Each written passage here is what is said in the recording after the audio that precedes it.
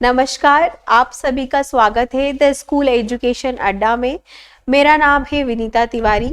हम गणित विषय को पढ़ रहे हैं बच्चों।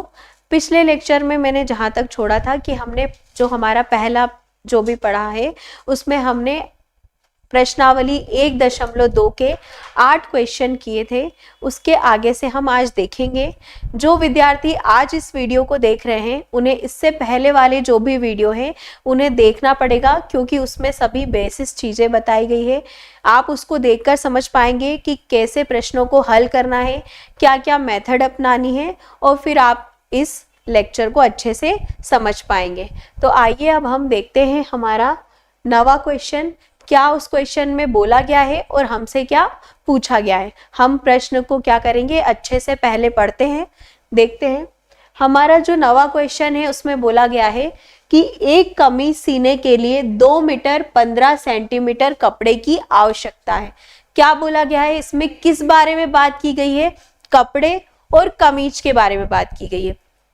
क्या बोला गया है कि जो एक कपड़ा अगर हम सीते हैं तो उसमें कितना, जो एक कमीज बनती है एक कपड़े से, तो कितना कपड़ा लगता है एक कमीज को बनने में। तो एक कमीज को बनने में लगता है 2 मीटर 15 सेंटीमीटर कपड़े की आवश्यकता है।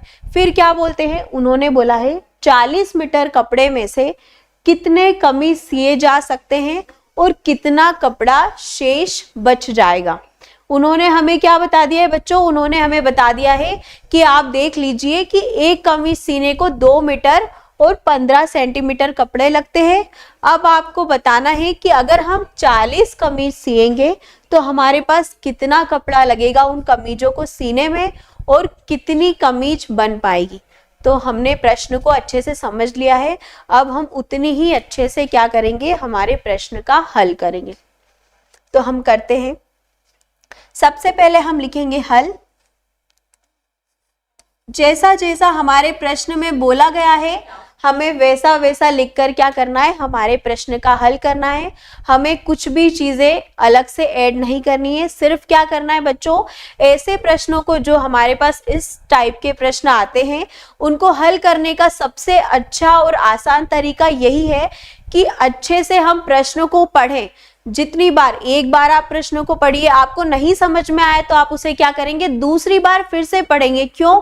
क्योंकि जब तक आपको गणित विषय में प्रश्न ही समझ में नहीं आएगा कि प्रश्न में आपको दिया क्या गया है और आपसे पूछा गया है, तब तक आप क्या कर पाएंगे, उसका हल अच्छे से नहीं कर पाएंगे। इसलिए आप सबसे पहले क्या करेंगे, अच्छे से प्रश्न को पढ़ेंगे कि आपको प्रश्नों में क्या क्या दे रखा है और आपको क्या निकालने को बोला गया है। ठीक है, तो हमने अभी क्या करा है, प्रश्न को बहुत ही अच्छे से और आसानी से पढ़ा है, हमें समझ में भी आ गया है। अब हम क्या करते हैं, हल की तरफ बढ़ते हैं। तो सबसे पहले हम क्या लिखेंगे, हमें बोला है कि एक कमीज सीने में कितने मीटर कपड़ा लगता है, 2 मीटर 15 सेंटीमीटर कपड़े की आवश्यकता है। तो हम यही लिखेंगे कि हल के साथ में कि एक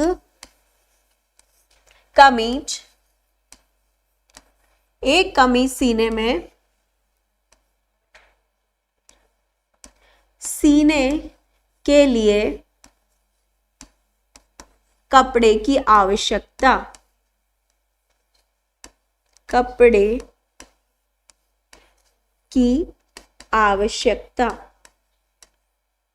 कितने कपड़े की आवश्यकता है बच्चों, बताइए मुझे। बिल्कुल 2 मीटर 15 सेंटीमीटर कपड़े की क्या है, आवश्यकता है।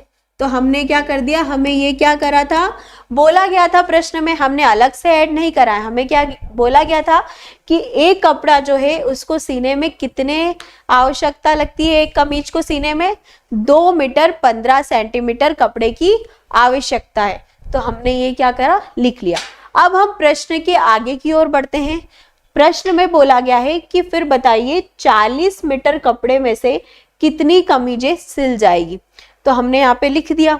अब हम लिखते हैं, अब हम क्या करते हैं, हमारे पास ध्यान से देखिए बच्चों, 2 तरह की चीजें हो गई। एक हमारे पास मीटर हो गया और एक हमारे पास क्या हो गया, सेंटीमीटर हो गया।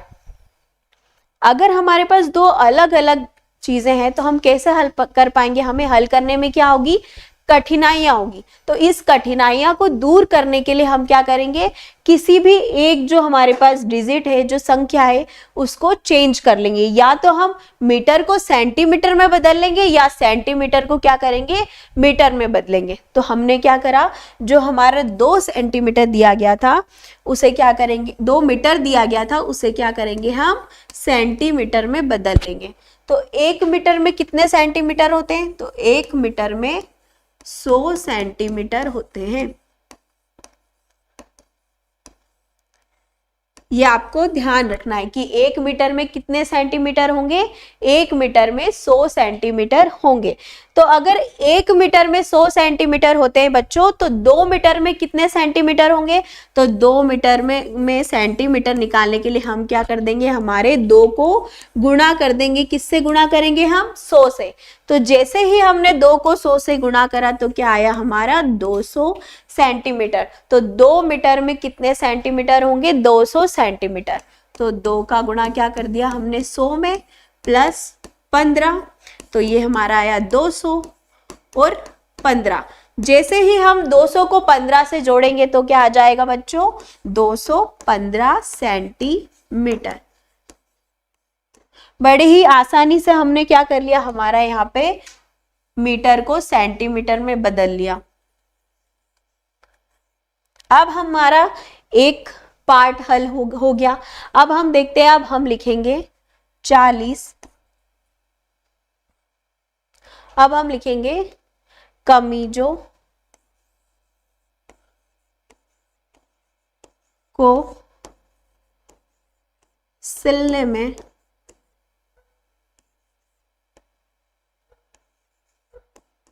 कपड़े की लंबाई।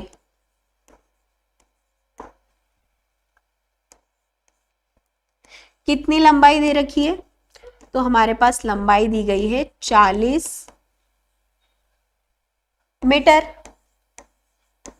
फिर से हमारे पास क्या आ गया, 40 मीटर आ गया। हमने किस में बदला है, हमारे प्रश्न को सेंटीमीटर में। हमने ऐसा सोचा है कि हम किस में बदलेंगे, सेंटीमीटर में करेंगे। तो हमने आधा प्रश्न कहाँ हल किया था, सेंटीमीटर से कर रहे हैं। फिर हमारे पास क्या आ गया, 40 मीटर आ गया। तो क्या कर देंगे हम, उस मीटर को भी सेंटीमीटर में बदलेंगे। फटाफट बताइए बच्चों, अगर 1 मीटर में 100 सेंटीमीटर होगा तो 40 मीटर में कितना होगा, बिल्कुल सही, 40 को क्या कर देंगे हम, 100 से गुणा कर देंगे। जैसे ही हम 40 में 100 से गुणा करते हैं तो क्या होगा, वही ट्रिक अपनाएंगे। कितने जीरो है, 3 जीरो, काउंट कर लेंगे, 1 2 3 लिख देंगे। 4 को 1 से गुणा करेंगे तो हमारे पास क्या आ जाएगा, हमारे पास आ जाएगा 4000 सेंटीमीटर। 4000 हमारे पास क्या आ गया, सेंटीमीटर। तो 40 मीटर में कितने सेंटीमीटर होंगे, 4000 सेंटीमीटर। इतना हमने देख लिया। अब क्या करते हैं हम, फिर से हमारे प्रश्न को पढ़ेंगे कि हमारे प्रश्न में और क्या कहा गया है हमसे। इसके बाद में क्या कहा गया है बच्चों, और कितना कपड़ा शेष बचेगा, कि आप बताइए कि अब कितना कपड़ा शेष बचेगा। तो हम कपड़ों की जो संख्या है उसको निकालने के लिए क्या करेंगे, हम भाग कर देंगे। तो हम क्या लिखेंगे यहाँ पे, इतना आप सभी को समझ में आ गया होगा। आप इसकी स्क्रीनशॉट ले लीजिए।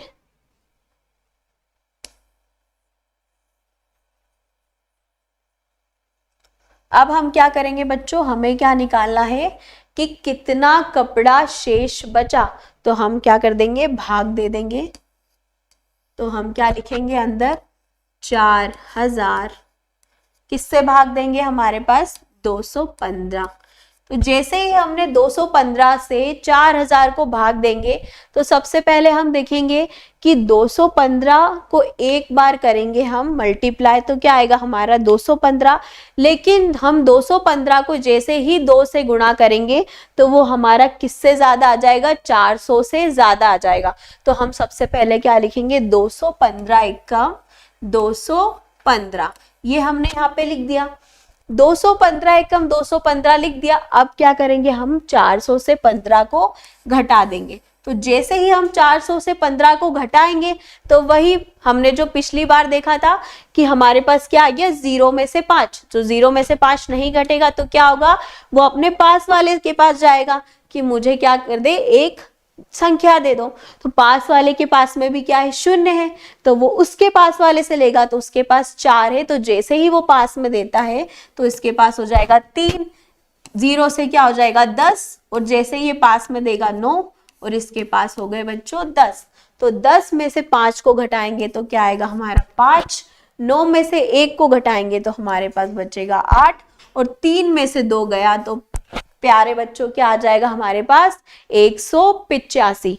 जैसे ही हमारे पास 185 आया, अब आप देखते हैं कि यहाँ पे मैम यहाँ पे तो एक और 0 बच गया। अब इस शून्य का क्या करेंगे हम, तो इस शून्य को क्या करोगे आप, नीचे उतार लोगे। जैसे ही आपने इस शून्य को नीचे उतारा तो आपके पास क्या संख्या बच गई, आपके पास संख्या बनी 1850।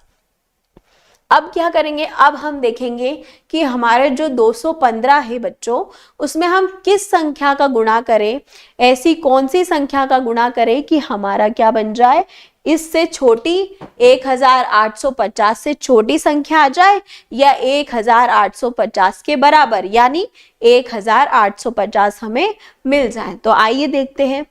यदि बच्चों मैं 215 से 8 का गुणा करती हूँ, तो देखिए हम 8 का गुणा करके देखते हैं तो क्या आया हमारे पास, 8 पंजे 40, 0 लगी हासिल 4, 8 एकम 8 और 4 जोड़ दिया तो क्या आएगा बच्चों, बताइए जल्दी, 12। तो 12 का 2 लिखा हमने और ऊपर क्या लगाया, 1 हासिल, 8 दूनी 16 और 1 17। ये क्या आ गई हमारी 1850 से छोटी संख्या आ गई, कौन सी, 1720। तो हमने यहाँ पे लिख दिया 1720। अब हमारे पास ये संख्या आ गई, अब क्या करेंगे, हम इनको घटाएंगे। तो ये कितनी बार गया बच्चों, 8 बार गया, तो हम यहाँ पे क्या लिख देंगे, 8 लिख देंगे। ठीक है, अब जैसे ही हमने घटाया तो 0 से 0 को अगर घटाते तो क्या आता है बच्चों, 0। 5 में से 2 को घटाया 3, 8 में से 7 को घटाया 1, और 1 में से 1 घटेगा तो क्या आएगा, 0। तो हमारी क्या आ गई संख्या 130 नीचे आई, और ऊपर क्या है हमारा 18। तो अब हम क्या लिखेंगे, हमें क्या लिखना है, जैसे मैंने आपको बताया था कि प्रश्नों को, गणित में प्रश्नों को हल करना तो जरूरी है, सही आंसर लाना भी जरूरी है, लेकिन सबसे ज्यादा इंपॉर्टेंट क्या होता है, आपका क्वेश्चन के हल का प्रेजेंटेशन। आप उसको किस तरीके से हल करते हैं, आपको कैसे दे रखा है, आप उसे कैसे लिखते हैं, आपका प्रेजेंटेशन भी बहुत मायने रखता है। तो हम इसे अच्छे से लिखेंगे। हम उत्तर लिखते हैं, उत्तर। अब हम देखते हैं, हमसे पूछा क्या गया था कि आप बताइए कि आपके पास कितना कपड़ा शेष बच जाएगा और कितनी कमीजें सिली जाएगी। तो आप लिखेंगे उत्तर, अतः 40 मीटर कपड़े में से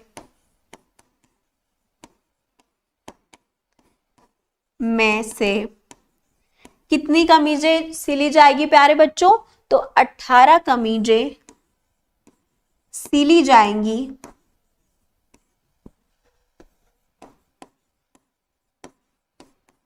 और कितना कपड़ा बच जाएगा, तो 1 मीटर 30 सेंटीमीटर कपड़ा बच जाएगा।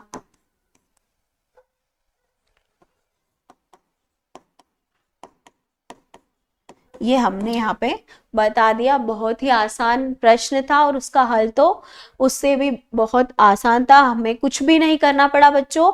जैसा जैसा हमें प्रश्न में दिया गया था हमने बस वैसा वैसा करा, उस प्रश्न के अनुसार हम चलते गए और हमारा आंसर निकल के आ गया। आप इसे देख लीजिए एक बार अच्छे से, स्क्रीनशॉट ले लीजिए, फिर हम बढ़ते हैं आगे हमारे प्रश्न की ओर। प्रश्न नंबर 10 की ओर बढ़ते हैं हम। मैं उम्मीद करती हूँ कि आपको बहुत ही अच्छे से और सरलता से ये प्रश्न समझ में आ गया होगा। अब हम देखते हैं हमारे 10वें प्रश्न को कि हमारा जो 10 नंबर पे प्रश्न है उसमें हमें क्या बोला गया है और हमसे क्या पूछा गया है। तो आइए देखते हैं। 10वें प्रश्न में हमसे बोला गया है कि दवाइयों को बक्सों में भरा गया है। यहाँ किसके बारे में बात की गई है बच्चों? दवाइयां और बक्सों के बारे में बात की गई है। ये हमें पहली लाइन को पढ़ते से ही समझ में आ गया है, ठीक है। अब हम देखते हैं, और ऐसे प्रत्येक बक्सों का भार कितना है? 4 किलोग्राम और 500 ग्राम है, ठीक है। अब बोला है कि एक वैन में जो 800 किलोग्राम से अधिक का भार नहीं ले जा सकती, ऐसे कितने बक्से लादे जा सकते हैं? ठीक है, हमने क्या करा, हमने प्रश्न को पढ़ लिया। प्रश्न में क्या बोला गया था हमें कि एक दवाइयां हैं, दवाइयों के क्या है, बॉक्स हैं, बक्से हैं। अब उन्होंने बोला कि जो प्रत्येक बक्से, प्रत्येक मतलब एक बक्सा जो है उसका भार कितना है बच्चों? तो उसका भार है 4 किलोग्राम 500 ग्राम, ठीक है, हमने समझ लिया। फिर उन्होंने बोला है कि जो एक वैन है, वैन में ही जाती दवाइयां बक्सों में भर भर के। आप सभी ने देखा होगा, आपके पास में भी मेडिकल स्टोर होंगे, वहां पे भी दवाइयां आती होगी और जाती होगी, ठीक है। तो उन्होंने क्या बोला है कि जो एक वैन है वो कितने बक्सों को लेके जा सकता है?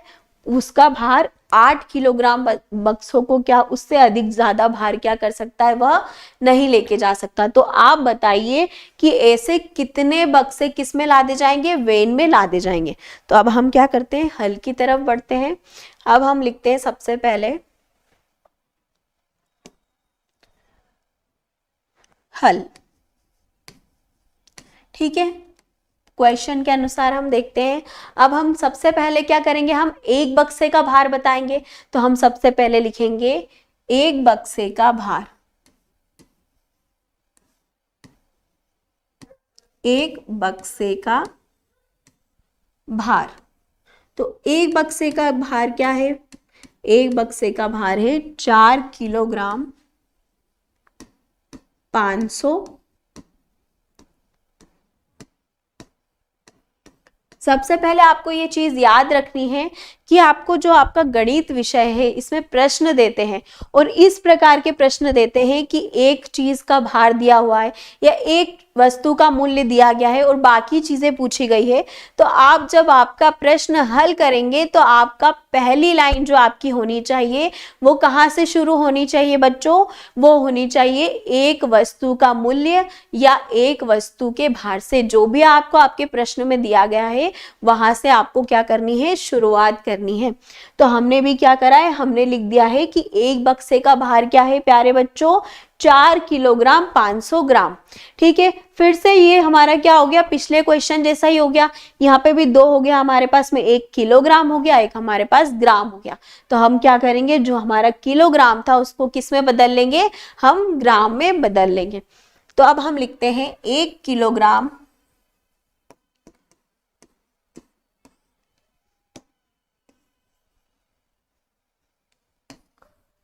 1 किलोग्राम में कितने ग्राम होते हैं? 1 किलोग्राम में होते हैं 1000 ग्राम, ठीक है। तो जब 1 किलोग्राम में 1000 ग्राम होंगे तो 4 किलोग्राम में कितने ग्राम होंगे? तो 4 को गुणा कर देंगे हम किससे? 1000 से, और प्लस कर देंगे हम, जोड़ कर देंगे किससे? 500 से। क्यों? क्योंकि 500 तो हमारा ग्राम है। हमने किसको बदला? हमने 4 को बदला किसमें? ग्राम में। 4 किलोग्राम को हमने ग्राम में बदला। कैसे बदला? हमने बताया कि 1 किलोग्राम में कितने ग्राम होते हैं? 1000 ग्राम। तो यदि 1 किलोग्राम में 1000 ग्राम होंगे तो 4 किलोग्राम में कितने ग्राम होंगे? तो 4 से हम किसको गुणा कर देंगे? 1000 को। जैसे ही हमने 4 से 1000 को गुणा करा तो हमारे पास क्या आ गया? 4000। ये हमारा क्या हो गया? 4000 ग्राम। 4 किलोग्राम 4000 ग्राम में बदल गया, प्लस 500। अब हम 4000 को 500 में जोड़ेंगे तो क्या आएगा बच्चों? तो हमारा आएगा 4500। तो 4500 ग्राम आ गया हमारे पास में। अब क्या होगा? अब हमने इतना कर लिया। अब हम आगे देखते हैं कि हमारे प्रश्न में क्या कहा गया है। हमारे प्रश्न में बोला है कि एक वैन में जो 800 किलोग्राम से अधिक का भार नहीं ले जा सकती। तो अब हम क्या लिखेंगे? हम लिखेंगे एक वैन का अधिकतम भार। एक वेन का अधिकतम भार क्या दिया गया है हमारे पास में 800 किलोग्राम। फिर से बच्चों क्या आ गया हमारे पास में 800 किलोग्राम आ गया, उसे हम किस में बदल लेंगे, ग्राम में बदल लेंगे। तो हमने देखा था 1 किलोग्राम में कितने हजार ग्राम होते हैं, 1 किलोग्राम में 1000 ग्राम होते हैं। तो 800 किलोग्राम में कितने होंगे, तो हम 800 को किससे गुणा कर देंगे प्यारे बच्चों, 1000 से। जैसे ही आपने 800 को 1000 से गुणा करा, तो जैसे ही मैंने पहले क्वेश्चन में बताया था कि आपको ऐसी जब भी 0 वाली संख्याओं का आपस में गुणा होता है तो आपको दोनों को गुणा करते हुए नहीं बैठना है, आपको स्मार्ट वर्क करना है। क्या करना है बच्चों, स्मार्ट वर्क, ताकि आपका सॉल्यूशन जल्दी से हो जाए। तो आप क्या करेंगे, जितने भी 0 दोनों साइड है दोनों को आपस में जोड़ लेंगे। तो काउंट कीजिए यहाँ पे कितने, 1 2 3, यहाँ पे 4 5। सबसे पहले 5 शून्य लिख देंगे आप, 1 2 3 4 5, और फिर आपकी जो संख्याएं हैं उनका आपस में गुणा कर लेंगे। तो आपके पास में 1 है और 8 है, तो 8 एकम 8। जैसे ही आपने लिखा, आपका कितनी जल्दी आंसर आ गया, आपका आंसर आ गया 8 लाख। तो आपने लिख दिया, आपके पास बन गया 8 लाख ग्राम। ठीक है, फिर हम क्या करते हैं, अब हम देखेंगे हमारे प्रश्न में आगे क्या कहा गया है। अब बोला गया है कि बताइए ऐसे कितने बक्से लादे जाएंगे। अब हमें ये संख्या बताने के लिए क्या कर देंगे, हम भाग कर देंगे। तो आइए हम देखते हैं, इसका आप स्क्रीनशॉट ले लीजिए, फिर आगे हम हमारे प्रश्नों की ओर बढ़ते हैं।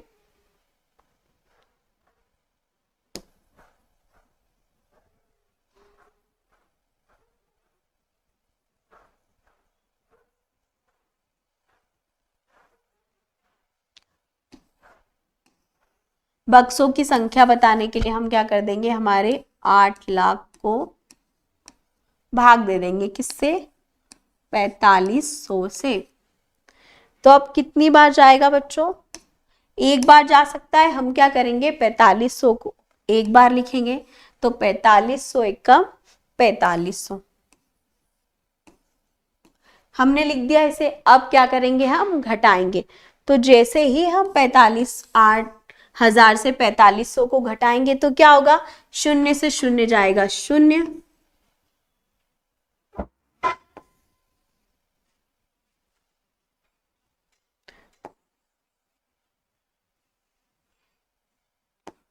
इसके बाद में फिर से शून्य से शून्य को घटाएंगे तो क्या आएगा बच्चों, शून्य। अब 10 में से 5 को क्या हम 0 में से हम 5 को घटा सकते हैं, नहीं। तो हमें क्या करना पड़ेगा, पास वाले से उधार लेना पड़ेगा। जैसे ही हमने लिया तो यहाँ पे 10 हो गया और 8 की जगह क्या हो गया हमारे पास 7। तो 10 में से 5 को घटाया तो क्या हुआ 5, और 7 में से 4 घटेगा तो क्या आएगा बच्चों 3। ठीक है, हमारे पास आंसर आ गया। अब देखते हैं कि मैम ये 2 शून्य भी बचे हुए हैं साथ में, तो क्या करेंगे, जो हमारे पास 1 शून्य था उसे क्या करेंगे, हम उतार लेंगे। तो जैसे ही हमने 1 शून्य को उतारा तो हमारे पास क्या बन गया, हमारे पास यहाँ पे बन गया 35,000। तो अब हम फिर से करेंगे, तो 4500 में यदि हम 7 का गुणा कर दें तो क्या आएगा, देखते हैं हम। तो हमने 4500 में किसका गुणा करा, 7 का।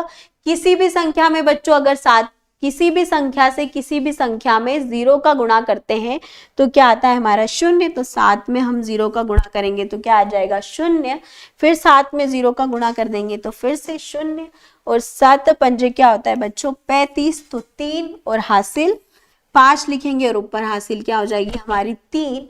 फिर क्या करेंगे हम, 7 चौक 28, और 28 में 3 को जोड़ा हमने तो 29, 30 और 31 हो गया। जो हमारा आंसर आया 31,500 हमने लिख दिया। अब क्या करेंगे, हम इसे घटा लेंगे। तो शून्य में से शून्य गया शून्य, शून्य में से फिर से हम शून्य को घटाएंगे तो शून्य आएगा।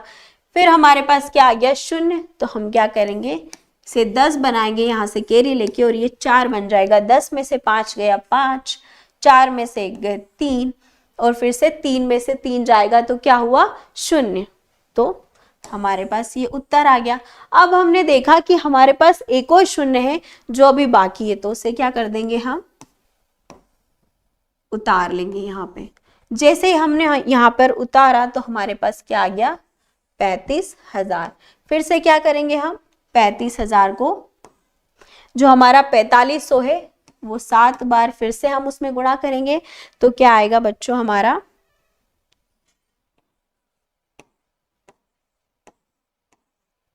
31,500, और फिर इसको घटाएंगे 10 में से 5 4 और 1 3, फिर से हमारे पास वही उत्तर आएगा। तो अब हम लिखते हैं, हम लिखेंगे आगे अपने उत्तर को।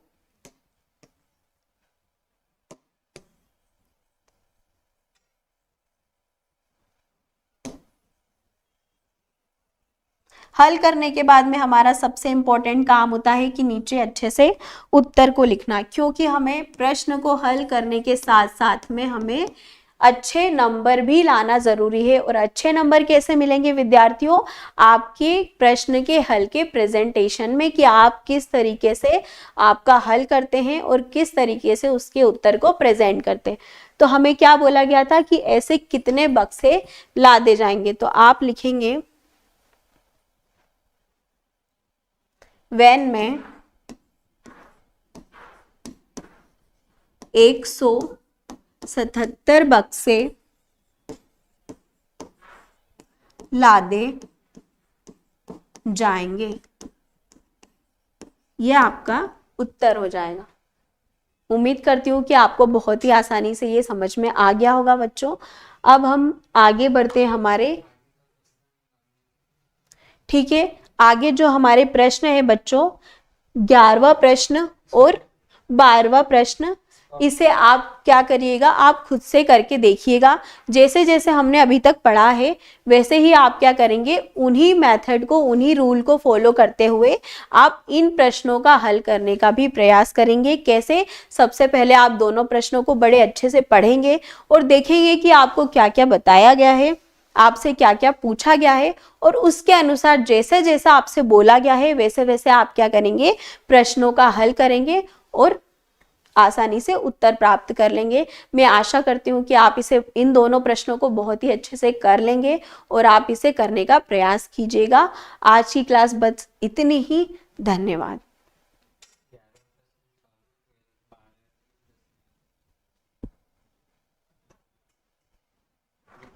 ये हमारा 11वां प्रश्न था और 12वां प्रश्न अभी हमने देखा था।